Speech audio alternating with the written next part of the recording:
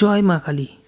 বিষ্ণুপুর কালীবাড়ির পৌষ মেলার শুরু হয়ে গেল আজ থেকে। আর এখানে এই পুজোটা চলবে 1 মাস। এটা হয় বহরমপুরের বিষ্ণুপুর কালীবাড়িতে, যেটা কাশিমবাজার পড়ছে।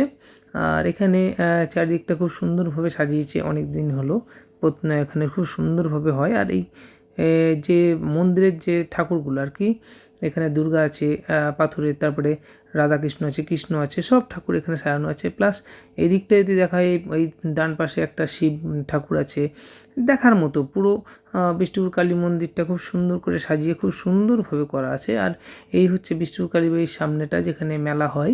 এই টোটালটাই মেলা বসবে। এদিকে রাস্তা গোটায়, সেদিকে প্রচুর মেলা বসে। আর আজকে যেহেতু ছিল, প্রচুর ভিড় ছিল। চলুন ভিতরে গিয়ে দেখা যাক। এই যে ভিতরে ঢুকছি এখন, ভিতরে দেখুন প্রচণ্ড ভিড় হয়েছে, প্রচুর লোক। মানে প্রথম দিনে এত লোক, মানে অনেক লোক আর কি।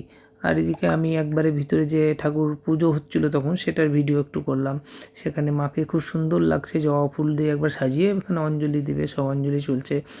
আর এখানে কেউ কেউ প্রথম দিন পুজো দেওয়ার জন্য একটু মানত করে থাকে বা কিছু। আর উপরে এখানে শিব মূর্তিটা আছে, এই পাশে কার্তিক ঠাকুর, এই পাশে গণেশ ঠাকুর। এদিকে যে মন্দিরের চত্বর আর কি, সে সামনেটা কালী ঠাকুরের সামনেটা, সেখানে চারিদিকে অনেক রকম ঠাকুর আছে।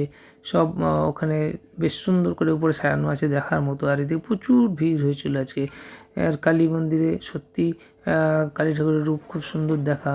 তারপরে এই হচ্ছে নরেন খ্যাপা, যিনি ওখানে মানে পুজো করতেন। তারপরে আসে বৈদ্যনাথ পান্ডা, যিনি তার নেক্সট জেনারেশন পুজো করেছে। আর এই কালীবাড়ি মেলা 1 মাস চলবে, পৌষ মাসটা গোটাই। জয় মা কালী।